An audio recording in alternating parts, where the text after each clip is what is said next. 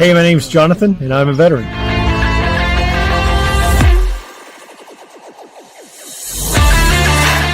Hi, my name is Daryl, and I'm a veteran. My name is Chad, and I'm a veteran.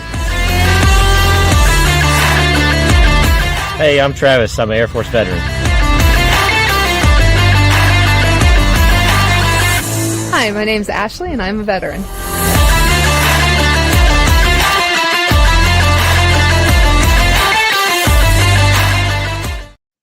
Hello, everybody. Happy Sunday. Welcome to Carolee's Conversations with a Vet. If you're new to the channel, this platform is specifically to have a conversation with veterans, allow them to tell their story however they see fit, whatever they want to talk about, and hopefully provide resources for other veterans who may be looking for some additional resources that they might not have found and might work better for them. So huge shout out to everybody. I want to say thank you. We are moving right along with our subscribers. I checked just a few moments ago. We are at 434. So round of applause to everybody. Welcome, Angry Sarge. Hello there. Hello, Jason. Thank you as well for being here tonight. So I'm really pleased as punch. We are moving really quickly to hit that 500 mark before too long, which leads me into a few things that came in the mail this past week. So I'm going to open this up because I'm really excited. These some of these items are going to be part of our giveaway when we hit the 500 mark, and a few are simply gifts that came from one of our guests. So this first one is from Gunnery Sergeant Samuel Deeds. And as you may or may not know, he had been a guest on the channel. And so we have let's see if I can I don't know if that'll work any better or not. We have a challenge coin he actually created. So that is the face of that coin. And the back is here. And so this is going to be one of the giveaways. And so we've got that. We're really excited for that. And those suckers, that's got some nice weight. And then we have from Jim Walsh, who was also a guest on the channel. And he is part of the, I believe, 307th Bombardier Group and the Long Rangers. So we have a coaster that he sent. Now, this is just some gifts. So shout out to the 307th Bombardier Group. We have the coaster. We have a book called 1/11 millionth of a War. And that's by Frank Malekis Jr. So I'm excited to get into this. It's the true story of a 307th Bomb Group navigator who survived 2 ships that did not return. So very intriguing there. We also have The Long Rangers, a diary of the 307th Bombardment Group. And this is, as far as I understand it, is a book that it was written at several interviews with veterans that happen to have front row seats to all of this. So an interesting book. And again, another thing that I'm really excited to jump into now. So thank you for that. And then a couple t-shirts that he also sent for my husband and I. So really excited for that. We have the 307th Bomb Group HV, so the Long Rangers. So again, thank you very much, Jim. Much, much appreciated to you and your group. And then my guest waiting in the back wings, super excited to have him come on and have a conversation. So it is, and I clarified this just before the show started, let's see, would it be Major Doctor, Dr. Major? Either way, Robert L. Elliott, and he is a major in the U.S. Army, retired. So let's go ahead and please give a huge welcome to, we're going to call him Bob Elliott. Welcome. Thank you so very much. And for those who don't know, this is going to be a giveaway. So again, you must be present to win for this book. We're really excited. I definitely want to jump into this one as well. So thank you very much for that. Much appreciated, Bob. Can you hear me okay? I can. You're quite welcome and good to be here. So, are you guys getting all of the vortex, that polar vortex going on? I am. It's like a winter wonderland, right? With the snow globe effect this evening, or it was before it got dark. Yeah, it's like somebody just took us and shook us around, right? Yes. With a little snow falling. It's I think we're in the same state, if I recall correctly. Angry Sarge says, thank you for coming on the show. Thanks, Sarge. And veteran as well. Yes. Yes, Army, as a matter of fact. So, right, exactly. So, okay, let's start by asking the question of, well, more of, can you describe, because it's not, I don't know, it sounds weird to say. Let me ask you a question, but describe for me who Robert Elliott was as a child. Sure. I would say pretty much like the other kids in my neighborhood. I grew up in central Illinois, Peoria, near the Illinois River. So kind of in the mid 60s when I was born, kind of a industrial town, if you will, about 100,000 people. So not super big, but certainly much larger than a lot of other communities I've lived in. And so that was the start, 1965. Some of your guests or maybe the listeners today were somewhere else in 1965, right? And for a few years after, perhaps. So that was sort of the backdrop. I had an uncle that served in Vietnam, and so I always had sort of an affinity with the folks that I've connected with since 1965, when I realized what they sacrificed for our nation. But I was there for most of my childhood.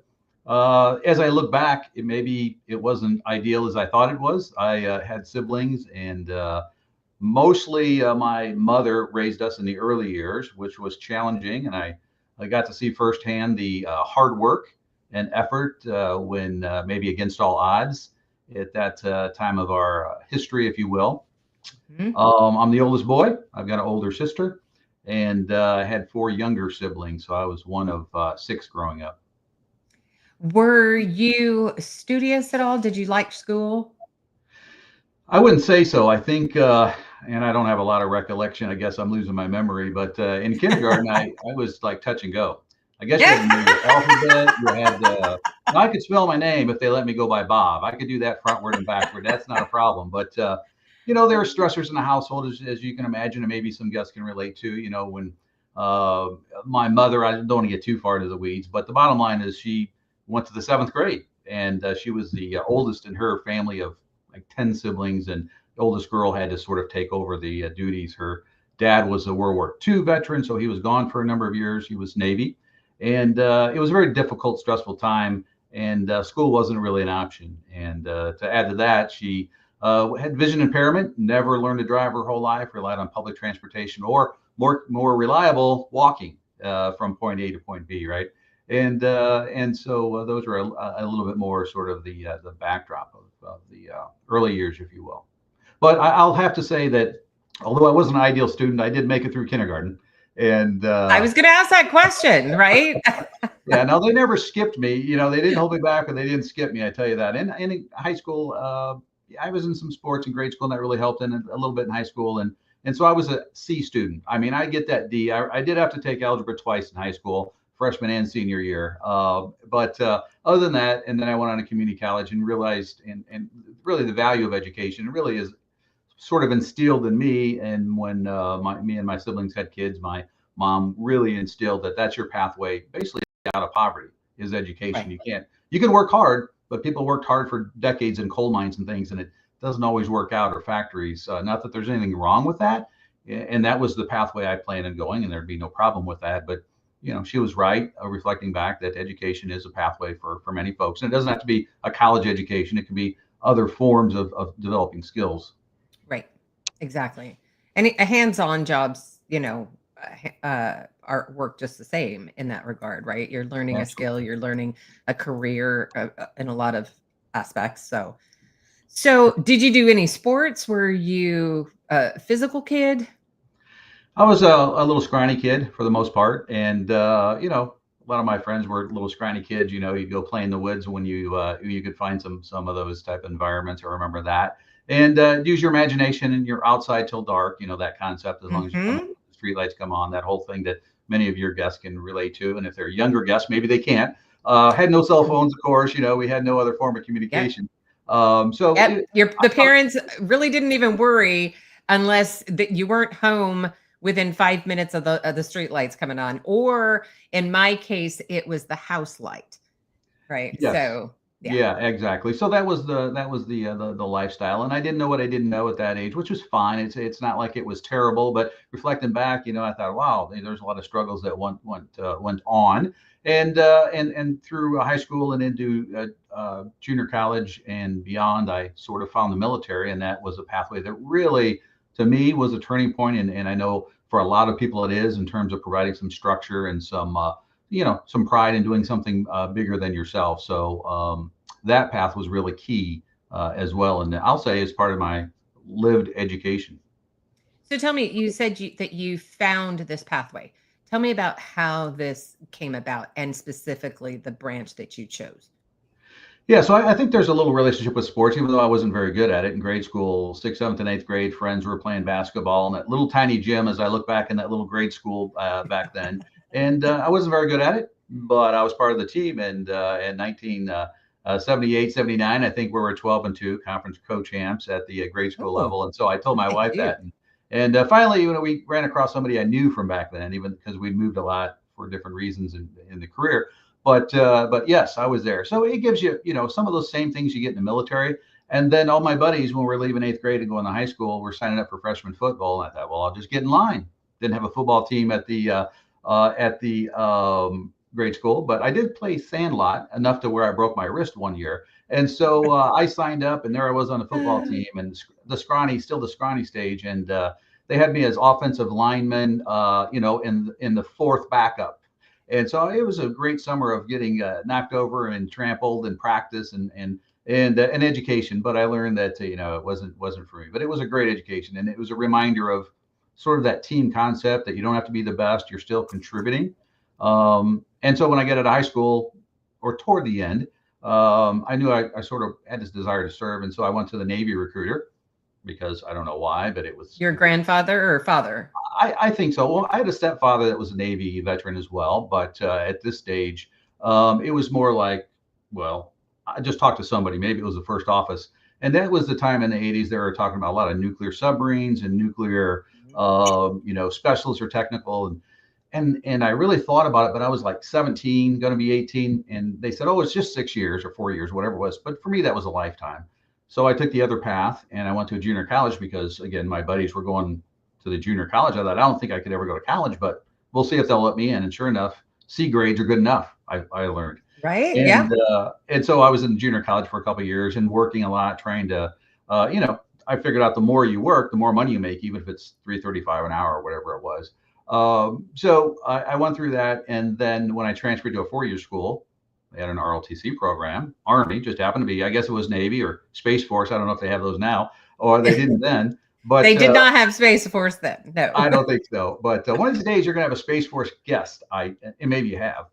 No, I haven't had a Space Force guest, and I have not yet had a Coast Guard guest. Okay, well then we're going to have to work on that as a group. But so there I was, and I thought they're going to pay for my college, and there's Pell Grants and things based on income that were going to be very helpful, and they're going to pay me monthly, and there's no obligation. Well, for me, because I transferred as a junior, I had to decide if I was going to contract, which therein lies the dedication. But it was like, well, then I can for sure guarantee National Guard duty. Not that I didn't like active duty, but it was an opportunity for me to say I can pursue my civilian interest and do the part-time thing. And if I don't like the civilian stuff, I'm sure they'll take me full-time, if not eventually, or vice versa. So it gave me more options.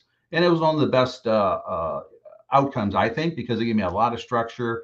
And I really enjoyed it those last 2 years of college. So there it was. I did the 2 years, got commissioned, and served for the next 20.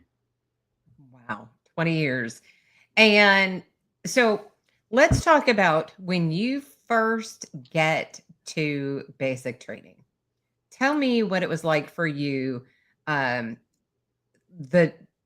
you got to basic training, And once you stepped off that bus or whatever it was that you used for transportation to get you there. Yeah, and I think some of your enlisted listeners would know this. Unless your prior service as an officer and you go through ROTC or even West Point, it's not really basic training. Although to me it was. It's for me it was. They referred to it back then basic camp. And so the difference is Okay.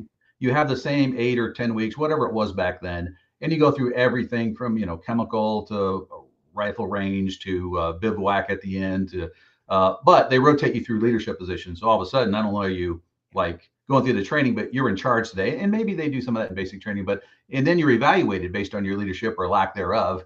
And you have drill sergeants. And I had to go through basic camp because I had no prior military, and I transferred into as a junior in college. And usually, if you go through the first 2 years of classes at RLTC, then you just go to advanced camp between your junior and senior year, and then you're commissioned after your senior year when you graduate.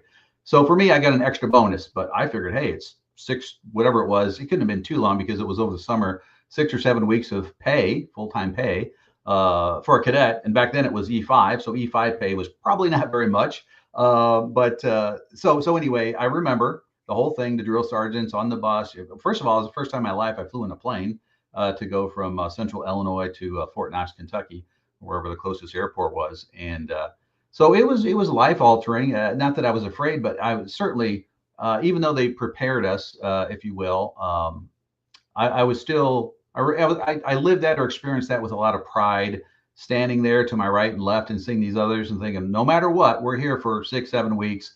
And it was the fire watch at the night, the World War II barracks, the old triple nickel parking lot where you'd march. And I did pretty good. I'll say I wasn't certainly a top graduate, but I put forth my effort, and that's at the end of that. When you graduate, it really gives you a sense of accomplishment, and you've learned. You compare the before and after, and it's transformative. I'll say for a lot of folks, and I know it was for me. And then I was all in. I couldn't wait to go back and finish the last year. And then after I graduated from college, I still have to go to that advanced camp, which wasn't drill sergeants. You'd have TAC officers that would again rotate you at leadership positions. Is that similar to like an AIT or?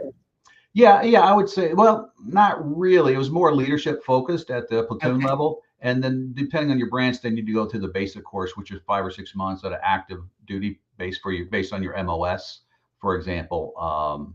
So that was sort of the way that occurred, I guess. Okay. And speaking of MOS, what was yours? 13 Alpha, and folks there that are in the artillery, field artillery. And I tell people, it's not the cantonment or the barracks artillery, it's the field artillery. We're in the field. And yeah, we have trucks to pull the artillery, but unless you're assigned as a fire support officer with an infantry company, which I was early on in my career, then you're out there if there's straight leg, you're out there with the infantry commander, providing the fire planning for the indirect fire for their mission. And if need be, calling in fire. So fire, but if you're a 13 Bravo, then you're the folks that man the howitzers, the guns, right? If you're a 13 Foxtrot, you're the observer calling in the fire from the hill or wherever. And if you're 13 Echo, then you're the field direction center computer guru that does all the calculations, either manually with a slide rule and charts and darts, or the. Did you just say charts and darts? Yes, yeah. Artillery folks, that's the common. It's probably not the official term, but charts and darts, right? No, but I just had that visual, right? Yeah. So anyway, probably more information you need to know or want to know about the field artillery. No, it's one more great. tidbit here. So the artillery is known, the nickname, as the king of battle, right? Because historically throughout our nation, throughout all nations, the artillery has been the deciding factor to a large degree in many battles and wars. And we can think historically about, so many examples of that. Now, the infantry, which we had a little conversation before, is considered the queen of battle. We know in chess, the queen is all powerful. And but at the end of the day, if you lose your king, you lose everything, right? And I say that, I'm getting a little ahead of myself, but my youngest son ended up joining the military, and he had the choice, and it was very competitive. And his number one choice was Army infantry, which is what he got. And I had to ask him, why do you want to be the queen of battle when you can be the king of battle? So we have fun back and forth, but we have to work closely together, just like we have to with the Coast Guard and Space Force and all the other branches and specialists to accomplish the mission. That's right. So, do you have any stories, funny stories from when you were going through your training that you can recall? Well, I have a story that I wouldn't say is funny, but it was sort of emotional at the time. Then we had the M60 machine gun, and part of the training was that you would, crawl with your weapon system under the wire, and they'd be firing overhead, and you have to go from point A to point B. And so the M60, it has a big, heavy tripod, and then you have the weapon system itself, right? And so I had a partner, and our goal was to low crawl to the other end successfully. Of course, in those types of events, you think their bullets are just inches above your head, and they're probably yards or more, but nonetheless, your adrenaline's going. And I remember just kind of elbowing, we're going right next to each other, trying to stay low, not get hooked up on the barbed wire. It could have been barbed wire. I don't know. Maybe it was concertina wire back then. But I accidentally, I must have had a tripod. And as I was going forward, my battle buddy there was close to me, and part of the tripod hit that soldier in the head. And suddenly they're like bleeding all over and have a gash in their head. I mean, not life threatening, but it doesn't take much of a little. I was going to say heads blood. bleed really easily. Yeah. So, and a lot. we finished, and as we crawled across the blood, it wasn't that bad. But at the time I felt so terrible. Like, of course, there was no real consequences. The soldier, probably got a stitch or two and it was fine. But, at the time, at a formative time when you're trying to do your best, and the last thing you want to do is have somebody get hurt. So not a big deal, but that was something that stuck with me. And one more thing, at advanced camp at where I was in Kansas, I think it was Fort Riley, Kansas. And we did the outdoor bivouac thing for 3 days in the field. Let's go do the objective and take it. And it was so cold. And I thought, Oklahoma or Kansas, that's not that cold, right? It's further west, closer to California, right, than Illinois. And we woke up me and my battle buddy, different one, of course, our canteens were frozen salad. Those were the metal ones with the Vietnam pockets that you put it in, all leftover stuff, OD green. And I thought, wow, that was almost a sense of accomplishment. We stayed here overnight without much shelter. Our lean-tos that we, that we connected together to make our little 2-man tent.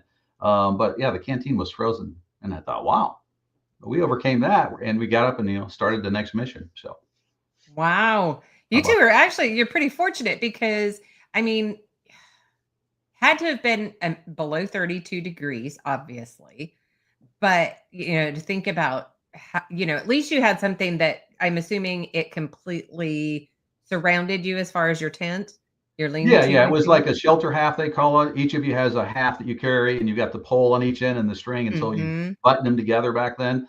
And and I thought, well, why didn't I keep the canteen next to my body to keep it warm? Well, I know one reason, because that's where my rifle was. That was what you didn't want the right? the officer or the drill sergeant to get a hold of. So you slept with your rifle overnight. Yeah. Oh my gosh. And so you get out of your advanced training. Yes. And then did you have a permanent duty station? Where did they send you? Well, the basic course, I was branched field artillery, which I didn't want. I wanted to be, you can put in your wish list. I wanted to be aviation. Yeah, I wanted to be military police or military intelligence, And okay, that's like so far what you got versus any of the three that you were hoping for. You know why? You can ask for anything you want, but the Army says, here's what you're going to get. We need more field artillery officers. It was the 80s. Kind of the Cold War winding down, we'll say. Yes. The wall coming down. But we had so many artillery units in Germany and armor units. It was like they just needed to replenish the supply. And so I was not happy about it. And then when we got the home of the field artillery, Fort Sill, Oklahoma, for 6 months of the officer basic course, I was married, my wife and infant son. My wife learned how much she didn't like Oklahoma or Fort Sill. I thought, you can sit in we had off-post apartment, really small thing. And I said, we can sit here at night and hear the artillery rounds, the illumination rounds, and the HE in the impact area. Why would we love this? She didn't see the enjoyment in that, but it was an experience for her. This is what life will be like with a soldier as a spouse, even if it's a, quote, part-time citizen soldier, most of those years. I'm just trying to picture what it would be like trying to sleep. I mean, at some point you would get used to it, right?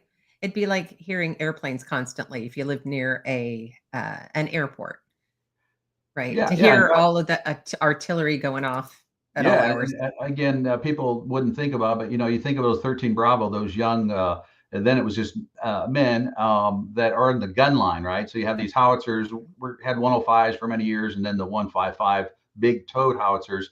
And we go to annual training, which is like, oh, it's no big deal. No, we're in the field for those 2 weeks, and you would run almost 24-hour ops, and you would get so fatigued after so many days and nights that the howitzer artillery rounds are firing and you can sleep. I'm saying not right next to the gun, but within, Right. 30, 40 yards back and sleep through it because at some point your body just needs to shut down and get the rest. And, there's no alternative. It's like I could stay awake and listen, but I Yeah. close my eyes and my body says it doesn't matter.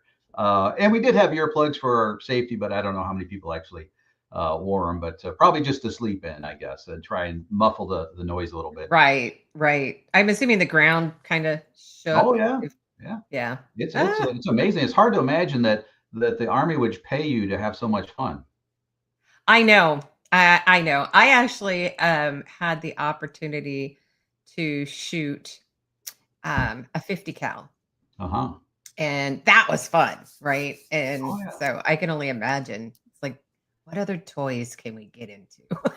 Well, one other tidbit for you, because I know you've got the Marine Corps connection, and I have a lot of respect for Marines, and I have a lot of more respect because when you're at the artillery school, a lot of your gunnery instructors, which are the ones that instruct you a lot about the computational requirements to computate why and how do you get this round from here to there Right. on target. And so there's a lot behind the scenes, especially the manual gunnery.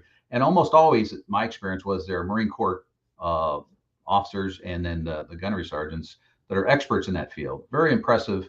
And but the Marine Corps also has field artillery. So the same Yes. weapon systems that the Army has, for the most part, there might be some differences, but the ones that I operated with, the Marine Corps has the same. And so you go to the same training, the home of the field artillery, when you are branch that, or even the basic training for the AIT for the enlisted folks. And interestingly, that's actually one of the questions I was going to ask you is, did you ever have the opportunity to work beside Marines? Absolutely. I mean, not only early in my experience at the officer basic course, um, as well as international officers, but also when I was in Iraq for a year, and they were at the same location we were, and more than once. I was happy to have them close by, and we worked closely together actually in different missions. Now, not a large unit. We had, I think it was the 11th MEU that were attached to the command that we were at, the same fire base essentially. And so no, I got a lot of good experiences and stories.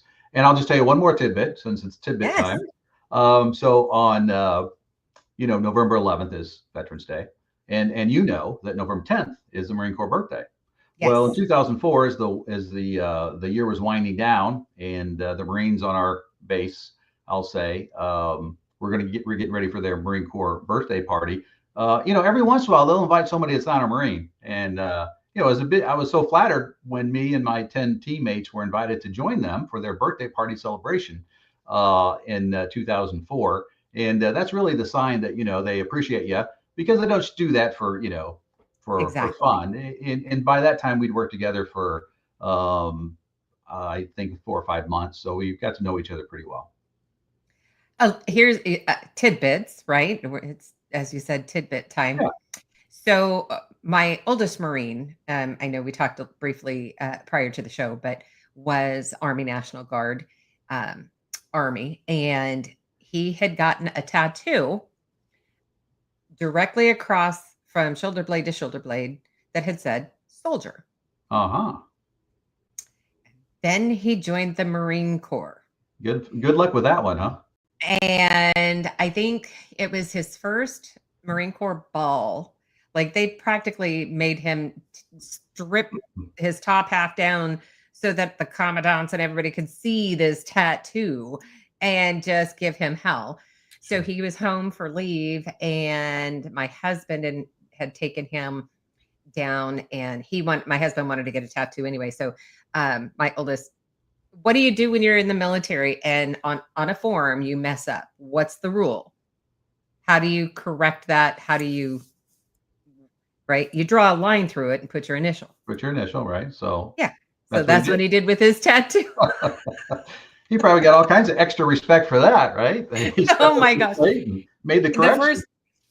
first time I saw that, I died laughing. It was the funniest thing ever. But think of the amount of money he saved on that instead of trying to do a cover up or something, right? Well, yeah, the tattoo artist probably said, "This is the first time I'm doing this one." Right? I know. So yeah, that I thought I'd share that because Yeah, that's pretty funny to me. that's funny. So you talked about being deployed to Iraq. So what year were you deployed there? I flew out of Fort Bliss on July 4th of 2004 and left Iraq in July 4th of 2005. Okay. So you were there during see what would that be called for? What was the Well, I think it was we were the first group that we had go was our first. We were the second. So whether they call it OIF 2 or 2.5, but yeah, maybe 2.5 because we overlapped the calendar year. Which in rotations you don't just say we're going to start at the beginning and end at the end. There's a lot of overlap with a lot of units. We were there for a full year, and I'm not saying anything about our Air Force folks listening, but I'm going to tell you, every 3 months the Air Force people were packing their bags, and I wonder what happened. Is there an emergency at home? No, we're done. 90 days, and their replacement was done, and that's fine. Maybe that was just working with us because their tolerance level wouldn't let them work with these Army guys any longer. Than I don't know.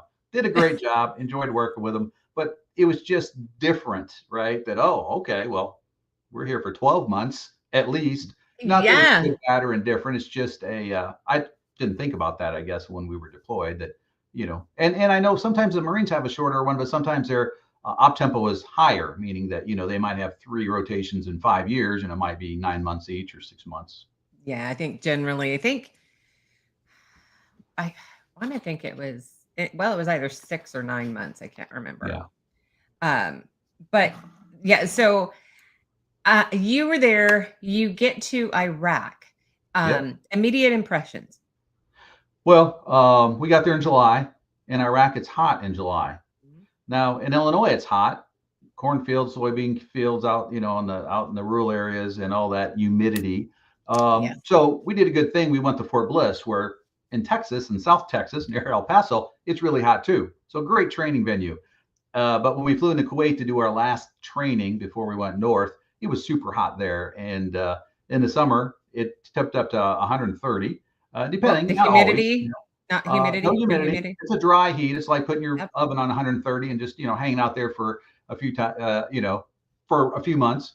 And at night it would cool off. In the summer, when it got below 90, it felt good. And again, it got chillier, I'll say, in comparison to 130 or 120 or 110 in the winter months. So it wasn't always those conditions, but that was my impression: is the blast of the hot air, is the C-130, doors open, and there you are on the tarmac of Balad Air Force Base, and trying to figure out, okay, where do we go? But it also is a sensation that we are here. And I don't know if other veterans from other conflicts have this feeling, but you know where you're going. You've trained for it. You know where the aircraft is. It's not going to surprise you. But when you put your boot on the ground on that tarmac, you don't know what's going to happen. I mean, at any given moment, and even from the landing of the C-130, the sort of, I described it as a corkscrew landing, that I thought, well, this is not good. Are we having engine trouble? But I looked at the North Carolina Army National Guard crew chief, and she was just fine. She was just like hanging out. And I thought, well, that's a clue. This is okay. We're not dodging bullets. They just don't want to have, some crazy guy with a rocket launcher firing at the C-130. It looks like it's just floating up there.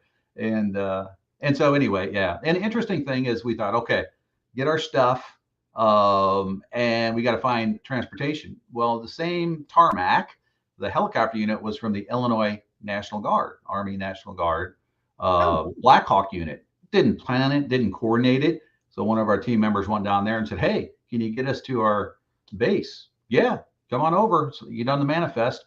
We'll take you right now, but it's got to be now for our next mission or something like that. And it's the same unit. It was the first unit that I was in after I got commissioned and finished my training and was in never got. That's why I liked aviation, because I joined the National Guard as I was going through ROTC, and it was a unit close to my home in Peoria. And so this very first unit that I was in was also the unit that we loaded up on and went to our base in the central Iraq. Isn't that interesting? It's kind of a small world, right? Yeah, 6,000 miles away. Yeah, and you meet up with people that you've trained with or in your area. That's amazing. Yeah. Okay, you get then to your base, and what was it? So you said it was dry. Was it just sand? I mean, was there greenery? What was it like out as far as any vegetation? Yeah, so I'll just say my first perception was flying in the helicopter. It's probably about an hour flight south, and so desert-like, I'll say, if you look over the horizon, and they were flying pretty close to the ground at a pretty high clip. Again, just in case there's somebody, and you got these what I'll refer to. It seems like in the rural areas, mud huts, and like not what I'm envisioned of seeing back home, and sparsely populated structures, living structures, and then some individuals out in the middle. A lot of times I learned that they were like collecting sand. They had these sand dunes they were collecting as the water evaporated in certain areas. But our base was right on the Euphrates River. So you could tell at a distance where there was a river because it was green. They had date trees, which to me looked like palm trees you'd see in Florida, but they were date trees. And that's that part of the world. Our base was on the ancient ruins of Babylon. So that's considered the cradleization of civilization historically, and mentioned in the Old Testament time and time again about the Tower of Babel, and it was like, wow, we were right there. So and it's the Tigris River and the Euphrates sort of meet in that area, central Iraq. So it was really green in areas around our base. It was also where there were a couple of palaces, if you will, from the Saddam family members on big hills. So they were close to water and close to greenery. So it surprised me. I mean, not that it was like a luscious jungle, but just that you would have this series. It's not unusual to have these trees and bushes, and maybe a little bit like maybe some areas of Arizona, where if there's water and it's provided, then things grow. If not, it's kind of desolate. Yeah. You get there, you get settled in. What is it that they had you do? Did you have to sit around and wait for orders? Yeah. What was the deal? Well, we kind of knew what the mission was. We were replacing a team that was there for the year before, and so each of us, our commander was a 06 colonel, and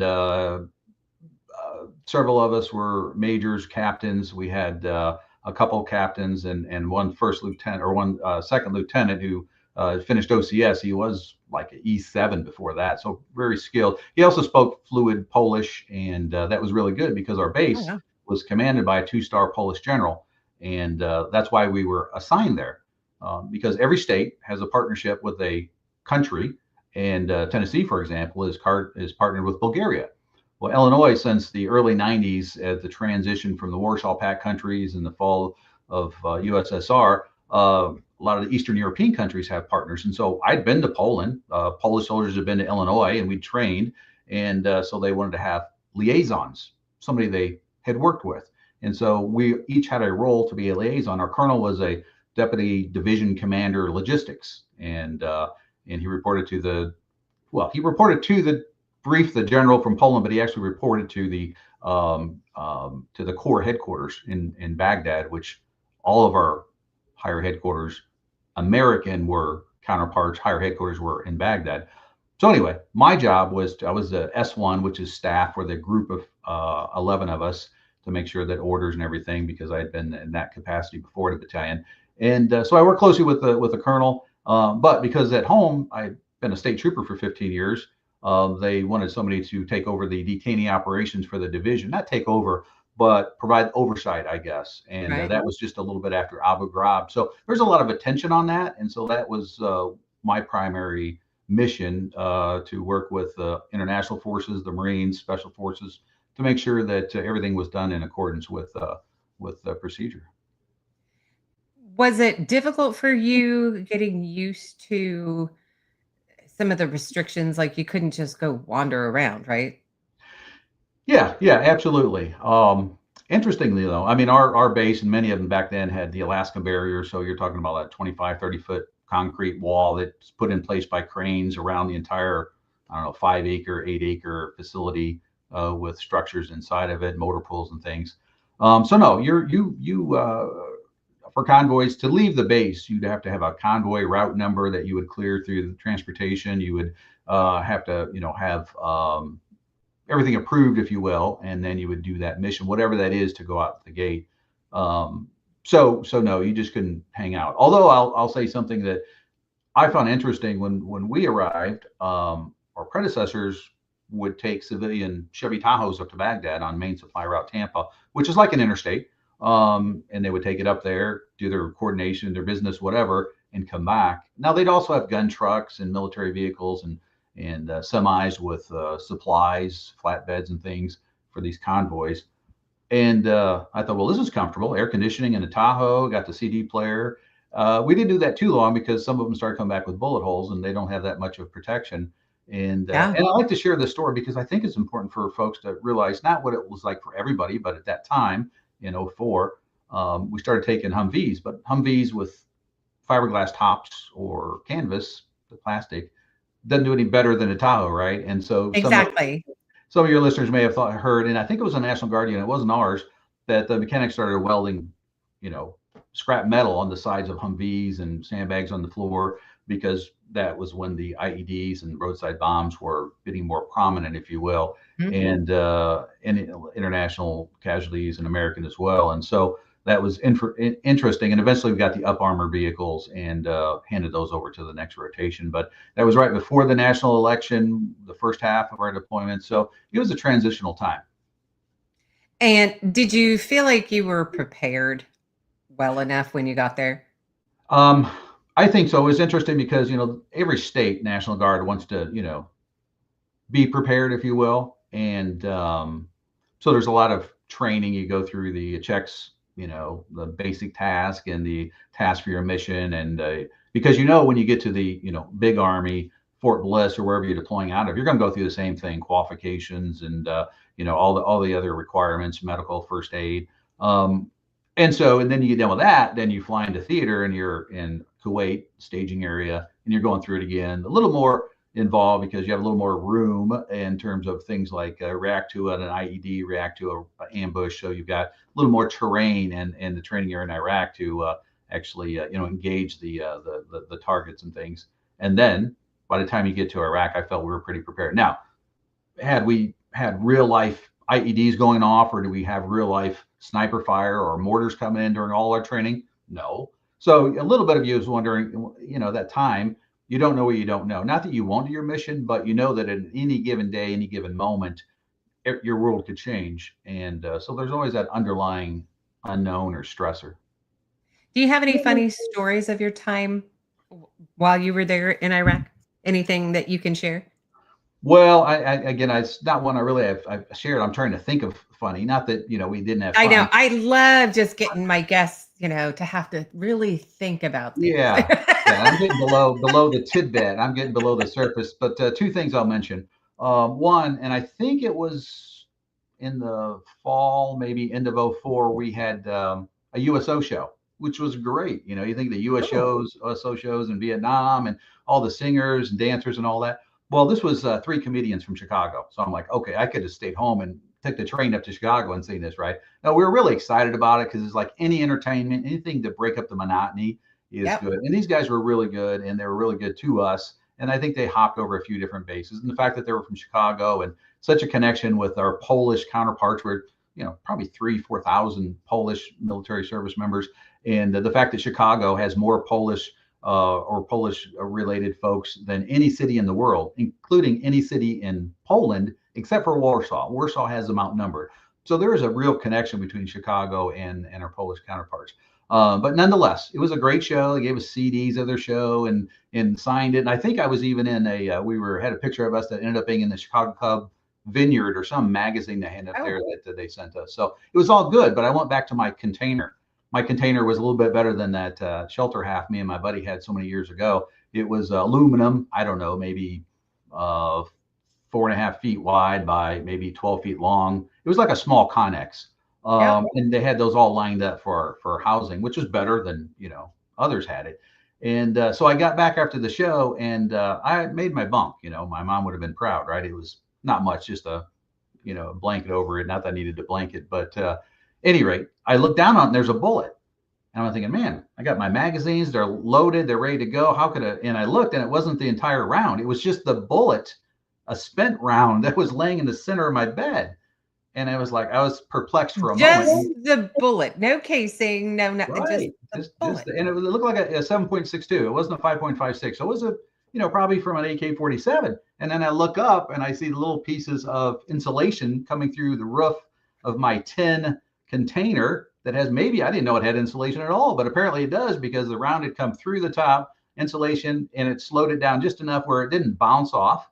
And I thought, wonder if I was in my rack when that happened. I don't think it would have broke skin. I mean, it was that velocity, it slowed down from wherever it was fired over the wall randomly. And those things that had been known to happen.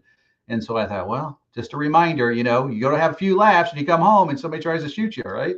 Right. You see, and just goes to show, you just always need to be prepared, right? And you never know what's going to happen. You almost want to sleep under your rack. Well, there you go. Yeah. Throw your IBA on top of the mattress and just, have a place. But, and unfortunately, I knew that there were cases too where troops died because it wasn't just the round randomly fired, but, and I don't know if it was intentional trying to fire over the wall, if it was celebratory outside the wall. But, we had cases where mortars, not at our base, we had mortars rounds come in our base, but other bases where I've seen photos where those containers, what happened after the explosion of mortars that actually penetrated those. So yeah, it just is a reminder, like you said, whether it's your first day or last day or any in between, it's a serious place, serious things that are going on around you. And I'm sure, veterans relate to that and all generations. Yeah. Did you get outside the wall much? Yeah, I did more than I envisioned. I knew that I would have a role with the detainee operations. I knew that the Baghdad Central Confinement Facility, Abu Ghraib, informally named, that I would be on a few convoys up there and back because my counterpart that I replaced did. Sometimes they wouldn't have a U.S. officer because you had 21 different nations at that time. We had 7 or 8 that I worked directly with. That they wouldn't have that oversight assurance again because, trust but verify in terms of detaining operations. And so I ended up, I considered every time I left a safe facility and went to another location, and sometimes we'd be there for a while, do some coordination, and then we'd have another convoy leaving there somewhere else, somewhere we'd hopscotch. But I think over the years, 144 convoys. So, wow. I'm glad I didn't know that before. Not that I would have changed anything.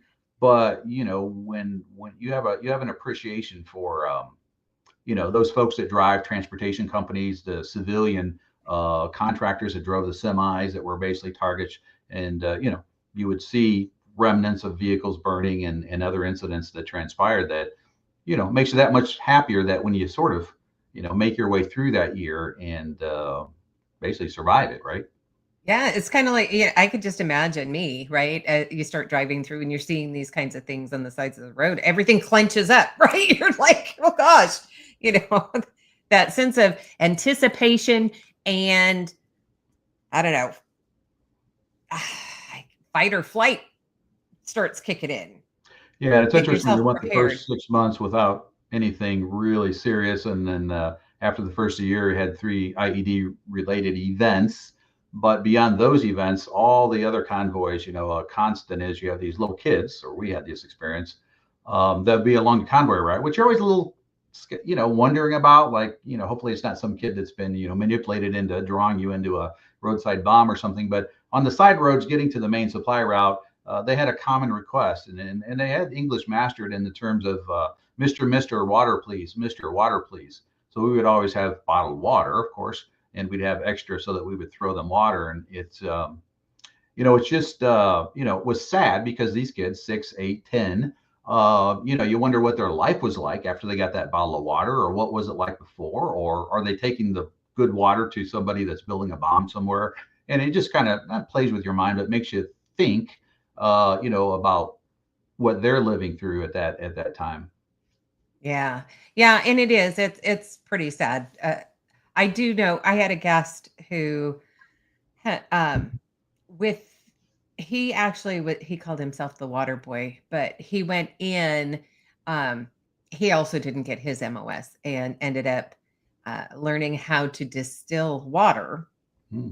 because the resources had been kept from the citizens, and of course our military or the military in general, all of the different countries needed water. So that was what he trained it was doing out there, was distilling water for the locals and for the military and those people who were supporting the military.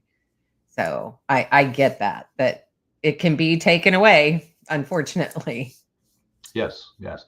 Well, and it sort of reminded me in 1992, early in my career, I went to Honduras, one of our annual training, and we went there to fire artillery like we did every annual training, but we were in a different country for the first time. So I remember how odd that was. Now, we're not in an area in which there's conflict at that time, but it was the same thing. We'd go through these rural roads, and there'd be people with clay pots and open fires and flames in front of a hut. And I thought, wow, I thought this was like in the jungles of the Amazon somewhere, but it's right here in Central America, not too far from us. And this was their sort of way of life. And obviously, they have larger cities where they have more functioning infrastructure. But that was it, because as we drove by to the range, which was basically an open field, and we said, "Where's the impact area?" And they said, "Over there." Well, what's the right and left limit? Well, just avoid those houses over there, shacks, and just keep your fire over. And we're firing with the Honduran military. So, on a side note, but nonetheless, you have an appreciation. I think in the military, wherever you go, you have an exposure, whether it's combat or whether it's civilian missions, exposure and natural disasters to things that maybe many civilians wouldn't have. And I think it gives you a perspective and maybe an appreciation that maybe we wouldn't have so much otherwise. Correct. Yes. W- Um, were you able to eat any of the local food, or did you guys have mess halls? Yeah, we had a dining facility at our main base, and it was amazing. Now, when in the Army I grew up in, National Guard, we had Army cooks, and for drill every once a month, or training, at annual training, they'd get they'd cook the meals, right, and you'd go through the mess tent, and but it was third country nationals that people were hired by, contracted, and it was amazing what they provided. So there was a lot of emphasis on quality of food, and because a lot of times we're on the road, we would go to other bases. And I remember that we really enjoyed going to the I think it was the Italian base, because on their table, cultural differences, they had bottles of wine. Now they say that there's no alcohol, so it I was thought probably you were going to delicious. say pasta. Well, they did have pasta, and I guess it was as authentic as you're, even though it could be the same company providing it. But no, it was just the experience of it. So, and then Baghdad, for those who are at the division, not the division, but the Corps headquarters, you can argue they had the best of both worlds, because they had the large dining facilities, but they also had the fast food options of whatever it was, Burger King or whatever. So not exactly the same, but I mean it was the franchise. So a lot of people would volunteer to go to headquarters because they knew they had the PX equivalent up there and other things. And so yeah, so the food was good. I don't remember eating very many MRAs. I do remember one meal, maybe it was a local or somebody that brought it in, culturally, great for them, but it was this fish, huge fish with the head on it.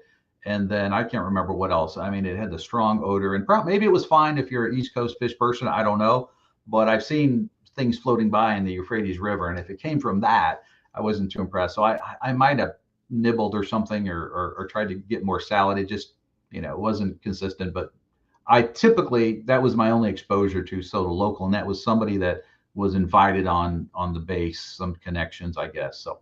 So no, very little local food and options. So you get back stateside in '05, you said. Is that right? Yes, yes. Okay. And where did you go from there After once I you got got back, back? Mhm.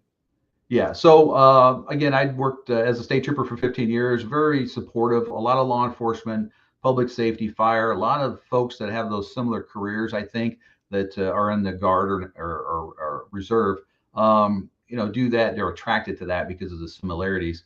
And so I had some time off with my family. And I remember telling them when I get back, I had 3 kids. They were 12, 14, and 16. And we're going to do a one-on-one trip somewhere, just me and you. And then as a family, we're going to do a trip during my leave. And so we did that. And little did I know my daughter would want to go to Minnesota. And that's fine. I've been up there for military training. But if she wanted to go to the Mall of America, which I really wasn't too familiar with, but at 14, she was familiar with it. And that was the last time I went. But we had a great time. And, she really enjoyed it. And me and my 2 boys, I think, went to an NFL game. They wanted to do it together. So it was good. And then, so again, one of the things I write about is the afterward, because a lot of people think, oh, that's neat. You did that, or I can't imagine. But what about afterward? Things don't go back the way they were instantly.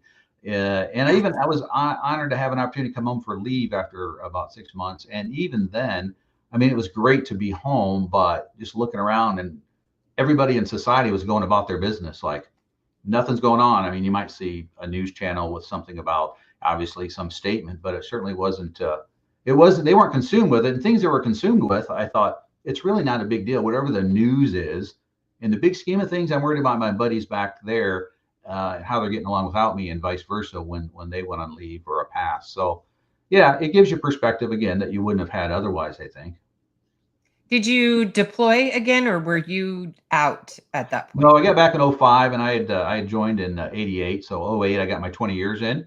And there was some disagreement on whether I should volunteer. They were looking for volunteers to put this team together. And my family didn't all agree. It was of the 5 of us, a 3-2 vote. And I wonder, well, what would I have done if and that's just to put your name in the hat. But once you do that, you're committed. And so I thought, my wife had tolerate being a single parent for a year and all these years with military training and things. And then in a civilian career. And I thought, 20 is enough for me. And, I was fine with that. I could have stayed. I had opportunities, but to me, it was a sign that, more time for my family was probably better. Did they provide you resources when you decided you were going to retire? Well, they gave me the 20-year letter, which was pretty good. It's just a couple of weeks ago, I just actually got my retirement packet in because in the National Guard, you have to be 60 in order to start collecting any retirement, which is fine. And so I'm 6 months out from that, but everything went fine with the paperwork. But not really. And that's one of my frustrations, Amy. Anybody can be a critic of anything, but I remember when we got back to Fort Bliss and we were getting ready to leave, we had 2 of our buddies that one got medevaced for one of those IEDs, and the other one got medical attention the next morning. He thought he was okay, and again, they did fine and recovered, but nonetheless, we were all exposed. We were, subject to a mortar attack and some other experiences. And it almost seemed at Fort Bliss, which we were fine with, like, hey, if you sign these, and they didn't say it like this, we get you on the road in 2 days. And who doesn't want to go back home? But I almost think, and maybe things have changed, that there's such a focus on getting the groups in and out that there's not a pause to reflect and think about, any potential negative effects, not just like you have a physical injury, but things that may evolve later. And if nothing else, I guess I'm focused on the education thing. Like, things come up, make sure, you have VA resources available. It was more like next, and we were fine with that because we wanted to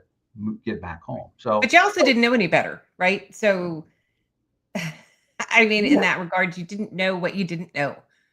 Absolutely. But, this was 05 we got back. So, we had folks deployed since 01. And I just felt like, I'm not saying that I couldn't have taken initiative, but I look at other veterans since then that have gotten out and some that are still serving. And it's just unfortunate. If we've got time, I can give you one quick example. Yeah, please. You have plenty of time.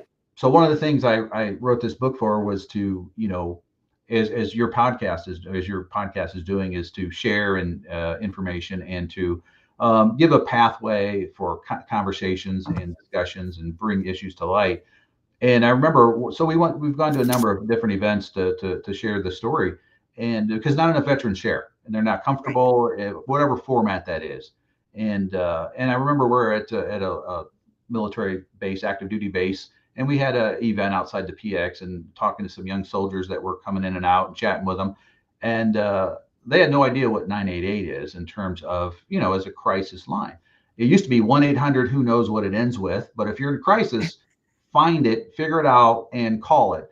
And so Right. they've done a lot with that. But my concern is that even on active duty post, even the signs are posted everywhere, that there's this lack of knowing. If you don't know where the resources are and you're having some situation because you broke up with your girlfriend, or there's some, you got a DUI arrest, or there's a court hearing for child custody, whatever the issue might be, that you have a pathway.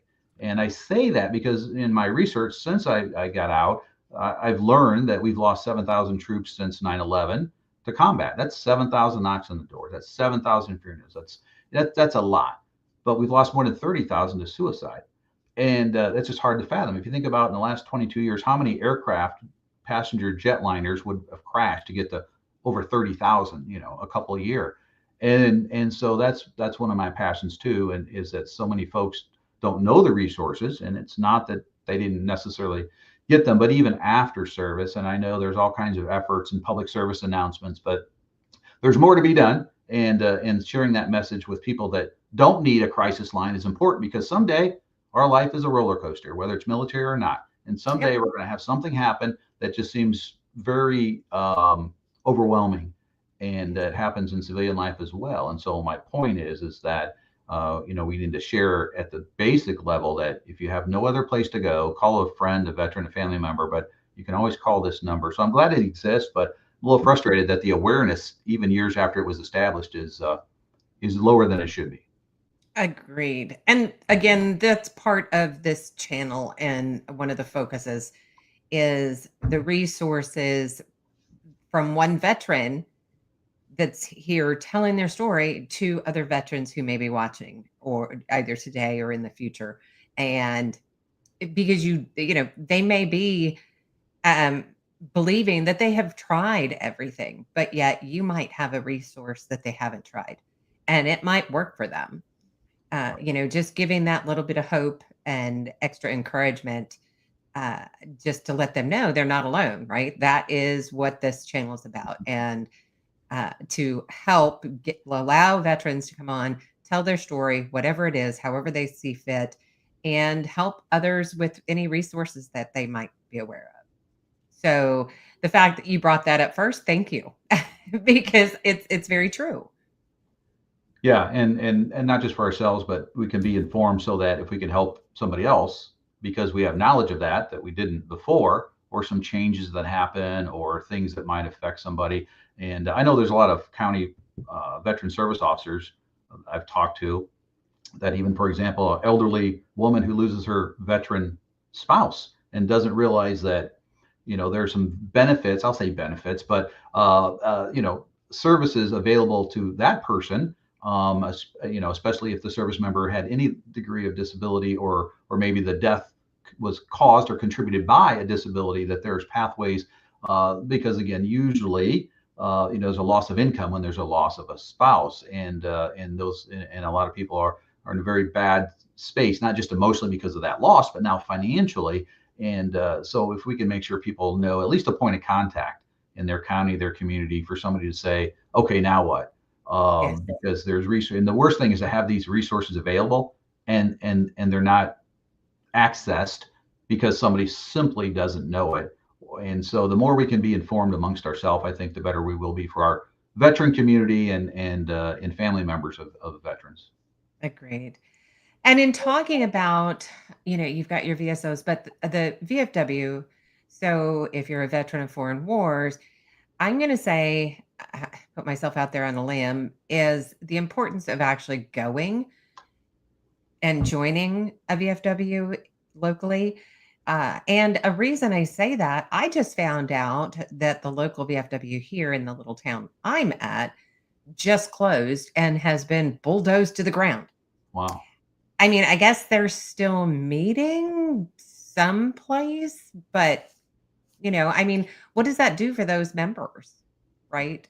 Um, and if you don't always have phone numbers to everybody to be able to call, and just the camaraderie, getting together, seeing people face to face, makes a huge difference in a person and helps to be part of something. And when you kind of take the structure completely to the ground, it's like, and there's no, at least my understanding is there's no talk of rebuilding it. So I'm guessing membership was pretty low. Hence the importance in my eyes to go and be a part of something. Yeah, I agree 100%. I'm a life member of the Legion and the VFW, but really haven't been active until just recent years, and pretty active in one post in particular. And they had some challenges too. And it always seems to revolve around membership. And there's a membership that somebody's paid their dues, and then there's a membership that are active. And veterans don't have to go to every meeting, and they don't have to be a member, but if they can get connected with the folks there, events, a lot of times they'll have special events, whether it's a picnic or a fish fry or a pancake breakfast, and so they're usually open to all veterans. You don't have to be a card carrying member to maybe to attend their business meeting, if you will, but it is something. And I remember when I was in 8th grade in 1979 that a World War II veteran, I didn't think about the significance then, because they were in leadership positions in many of these posts. But they came to our grade school and awarded one boy and one girl the American Legion medallion for students. And I was shocked to hear my name, and because I wasn't the great student, remember, the C guy. But I think people, and it was supposed to be voted between students and faculty or something like that, or teachers. But nonetheless, that was a World War II veteran that I shook hands with that day. And little would I know that in too many more decades later, we'd have virtually none. And the fact that then World War II veterans were basically in charge of everything, right, in terms of those types of veteran organizations. And now, to a large degree, it's our veterans from Vietnam War. And so some of our post 9/11 vets are like, well, they've got their own thing. We're the young ones, whatever, although we range in age quite a bit. But the point is, oftentimes they're asking for help, and you might have different lived experiences. But if it's not for the post 9/11 vets, then what happened, what you explained, is going to happen in community. And what are we going to have left that we used to have them? So no, I think it's important that we are involved as possible. And it may not be a perfect fit, but in our lives in the military, we've done things that we weren't really excited about, but you can really earn the trust and confidence. And you don't have to be the post commander, but you can be that person in the background that gets things done and shares information that maybe wouldn't have gone unshared. Right. And I know, so I actually became a lifetime auxiliary member, and we had recently moved here to the new community. And so we're just getting settled, right? I still hadn't figured out even where the VFW was, but it was on my list. And now it's like, doesn't matter where it was because it's not there anymore. Yeah, it's going to be disappointing. I know. I know. So your book, let's talk a little bit about that. So Citizen Soldier. So from the land of Lincoln to Iraq and back. So talk a little bit about your book, what you had to go through to get this published, and did you have to go through the DOD or any of that to get it approved? I did. Now, I suppose I could have written it and just hoped for the best. And, there's not like there's any top secret things in there, classified things, I think, but there's a process. And so I want to do it the right way. And, it's Department of Defense, Publication and Records, something sub office. And so I sent the manuscript there electronically thinking, okay, I got like 2 or 3 months before this is going to get published and printed. Enough time for the government, right? And so 3 months comes and goes. And so in the front of it, I thought, I have to make a decision. They're like, it's ready to go to print, or are you going to wait for this approval? And so I had already seen in other books where they had the disclaimer, which I have before the table of contents, that they're my views. They don't represent the DOD or the United States government. Correct. So we just put that in there. And so they printed the first batch in February of 23. And I'm like, oh, well, we'll see what happens. I guess I can just not print anymore. And I didn't have any concerns, but I just would have felt better. And then I get the letter, it's all been approved. There's nothing classified. However, your views don't represent, similar to what I had in there. So, So I encourage people to do that early if they're going to write a memoir or something about their personal experience in the military. But I was kind of happy to get that document because it says, okay, I did it. It worked out. And so, yeah. Because I have, so let's see. war junkie back here. Yeah. And he sent his off to the DOD. Took a while, and they came back with so much stuff that's redacted Really? in his book. And so, of course, he had the option to keep the redaction in there or just remove that portion. So he kept it in there. So you're reading along and you get this black. Well, it kind of makes it exciting for the reader, saying, "Wow, this is some good stuff." This Yeah, kind of yeah, authenticates I the know. author that they must have been there and done that, because even the government doesn't want people to know what they did, right? I know. So I thought it was great going through and just seeing so much blacked out, right? It's like simple things, like names or location or, it was like, okay. So in some areas, it's like 3/4 of a page is blacked out. Interesting. Well, yeah. What's below the marker, we'll never know. I know it. So you have these books handwritten, they're numbered. So, and then you can find them on Amazon. Is that correct?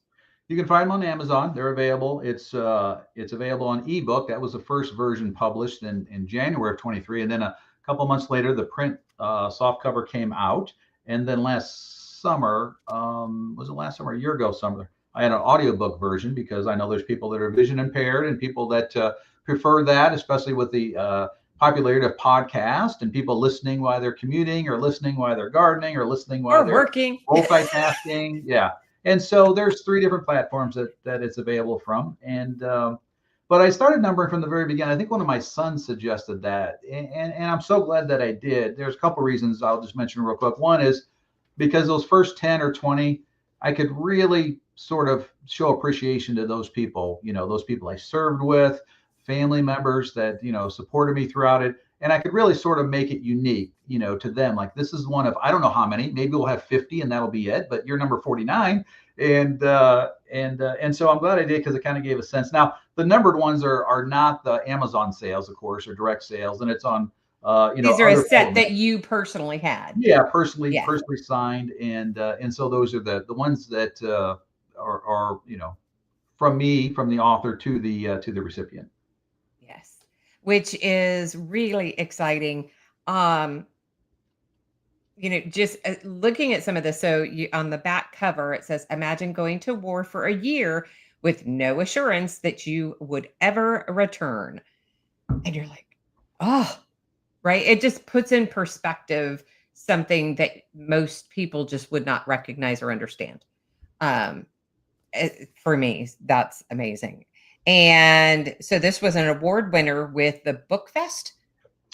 Yeah, there's a number of different organizations that will assess and evaluate, and depending on the other people that participate. But that was one in which I participated in, and I think it was, I'll say, a copper level, right? It wasn't gold or silver in that category, but nonetheless, I just thought, let me just do this and see where we are. Now, I'll just share with the viewers too that the Military Writers Society of America is really really a really good organization if anybody's thinking about penning their their experiences in any format, because you're amongst other veterans that have written not necessarily firsthand accounts. Some of it's fiction, whatever books they wrote, but it really is a very structured organization that will also do provide feedback on your book and actually give you a review. But yeah, so this is one that as part of that, if you're a award winner, you have the option for these seals. So not every book has it, Carolee, but your book has it. So it does, right there. So yeah, really exciting. So everybody go out, Amazon, Citizen Soldier. This is from Dr. Robert L. Elliott, Major U.S. Army retired. So give him some love. Get your book today. And again, you can get that on audiobooks as well. And then this book is going to be, as I said at the start of the show, part of the giveaway when we hit that 500 mark. So my request to everybody is please share and get people out there, comment, as well as anybody who hasn't subscribed, please. It's going to be a great thing. We hit that mark. We're going to be, as I said, we've got a lot of giveaways, a lot of signed books from different veteran authors. There's going to be some other little swag that's going to be available. So I'm super excited about all of this. And Um, my last question for you is, in your area, what are you familiar with as far as resources? Yeah, obviously your local resources. The most important, I think, is your county. In some larger cities, maybe they have city veteran service officers that are certified, and that's their job. And Right. oftentimes they're veterans. They've got some firsthand knowledge, and of course they vary with experience from office to office. But those are probably the local. Your other ones like the VFW, American Legion, Vietnam Veterans of America, those are all great for the social aspect too. I know Tennessee, for example, has Operation Stand Down Tennessee, which I think Yes. you share that link in your page. Which I've been to a few events with them, and it's a great organization, sort of an umbrella helping veterans with different stages they're at. And And a lot of them are veterans themselves. Is that accurate? yes, that's my experience with them. So they have firsthand experience. I think they just had a transition in leadership there, which is great. Nothing wrong with the other leader. I think it was just a transition time, and so they're doing good things. But I think every state has an equivalent of that. And I think another resource, depending on your situation, is your folks that community leaders. They may not be veterans, but maybe they would appreciate some insight that you or other family members have, whether it's helping to organize a unit that's coming back from a training deployment, parade that's set up. Usually they're really happy to get volunteers, and you don't have to say I'm going to do this. You can just say I'm a veteran, family, friends that aren't or are, and we like to help out with the Veterans Day event that's going to be held. Or better yet, we haven't had one in our community. We need to have one, whatever that is, a local church, a local city hall, whatever that is. And it doesn't have to be real structured, but we as veterans and veteran connected folks can make a difference. And we might have to brainstorm a little bit and do some some legwork and some coordination, but we're all capable of that. And I think more is better. And what I a little disappointed is around Veterans Day, Memorial Day, we have this big uprising, right? Yes. It's kind of like everybody's attention's on our veterans and those that have served, and then in between, it's kind of like crickets. It's like, oh, unless something happens out of the ordinary. Right. And we need to remember the veterans and the needs throughout the year. And there's usually local nonprofits in some communities that are veteran focused. I'll say, maybe not exclusively. Whether it's a food provide opportunity for people that need to go to a food bank or need some help with other resources. That there's sometimes, and if there's not, what are your local veterans doing? Do they have to go to the county or the next county over? Maybe there ought to be. And I know some communities, usually larger, but not always, has the homeless veteran, issue to deal with. And Right. so it's something that, we can help out with, because many of us, if we've been a veteran, we know that there's challenges and we want to help each other out. If we were in that shape or that condition or circumstance, we'd want somebody to help us out. And I'm not talking about a handout. I'm talking about helping somebody help themselves, and maybe they need a little boost financially or with some basic needs in order to sort of get back on their feet, or help with some finding work, or whatever it might be. Yeah. And I think those are all great points too, because sometimes if when you're in the military, your MOS doesn't always transition to a civilian job, and or at least not in the way that a civilian would understand it. Right. So it's important to be able to find resources that will help you reword some things, because you can't very well say, I ran around carrying a gun all day. you know, Right. that doesn't, maybe for a security guard job, Yeah. um, but yeah, so that makes perfect sense. So if anybody's watching, if you guys have any questions for Bob, go ahead and get those put in the comments now. Bob, where if you had somebody in front of you who is looking to join the military, not specific to any branch, what kind of words of wisdom would you have or like to embark on that person? Yeah, I would say that it is a worthwhile path. Now, it doesn't go without risks, even in non-wartime, peacetime, we'll say. There are risks associated with it, but there's risk in everyday life, and the balance. what you'll get from the military, whichever branch. And I know we like to have fun between, which is the most difficult, and which is the easy and all that stuff. But at the end of the day, being away from your family, being hungry, thirsty, hot, cold, wet, insects, whatever we've all experienced and whatever service we've had.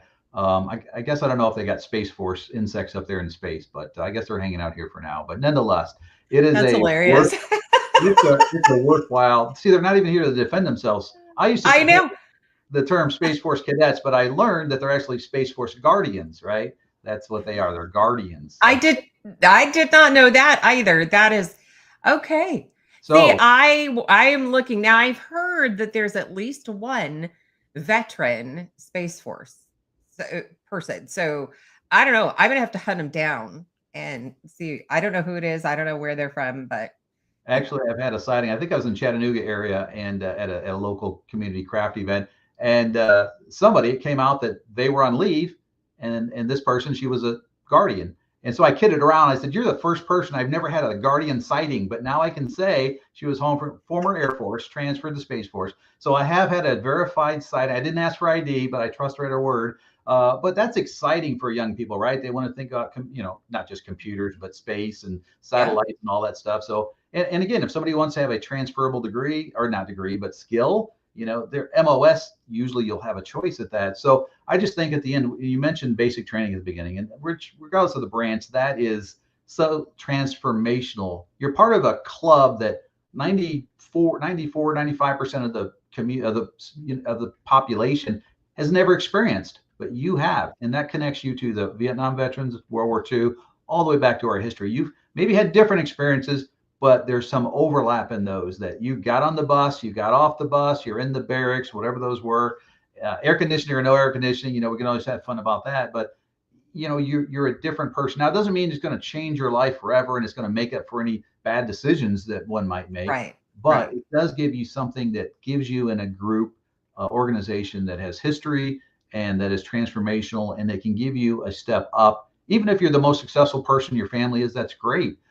There's something unique about a military service member that, after that becomes a veteran. So I'm all about serving, and I encourage people to go down that path. And I just hope that I know some branches have had difficulty. I think everybody but the Marines with recruiting in recent years, the Marine Corps. But I always think that we shouldn't say free college. We should say it's a difficult job. A lot of people don't make it. You very well might not make it, but if you're willing to meet the challenge, and it sounds a whole lot like a Marine Corps recruiter, but It does. let's not put, you'll get these benefits, but we don't want you to join for benefits. We want to join because you want to serve. Right. And the thing about it too, I tell people, and I had this conversation with a veteran. In fact, the introduction on the show, where the veterans are saying their name and then that they're a veteran. So those are all veterans that I had met 2 years ago now, I guess, a year and a half, something like that. And no, it's been a little over a year. And the one redhead that was the Air Force had the beard, the kind of the reddish beard. Wow. And he had said the exact same thing that I had said, which was, you sign that contract. It is a contract of both parties. So it's not just a one-sided thing. It's both sides, and both sides have to abide by that contract. Mm-hmm. Right. So if even if you want to join because of what it is and, being a patriot and all that good stuff, the fact that they have some perks like, education and paying for that, that's a plus, right? And if it's in a contract, it's doggone it, it's due and payable, right? It's got to be both sides. Same thing if you become disabled, right? There's, going through all the hoops for something like that shouldn't necessarily have to be if it's already written and out there. It should be fairly simple to do. So it's just an added perk, so I would say I probably would be one of those. Yeah. I get this. And that would be my first thing, but it doesn't necessarily take away from the fact that I joined it for more than just the educational side. Yeah, right? both can be true. And Yeah. and you can sit on those, you can be on those footprints at the basic training and wonder, what did I do? And then you Yes. could be at graduation in that same area, same location, and couldn't be prouder of what you've accomplished. I And made it. and what a transformation I think that is. Yes. And it's interesting to see those transformations. I've seen it, my youngest Marine middle child. So I have two Marine veterans, but when he came home after graduation, came home from leave, for leave for his 10 days. And it was like this changed kid, right? In the span of 13 weeks, it was like my boy became a man. We went for a walk and he started apologizing for everything he had ever put me through growing up, and that he had to I had to fight with him to get his homework done. He wanted to argue about this, and I was like, wow, that's incredible. So That's great. Great example. yes. So let's see. I've got a comment. Let's see what that is.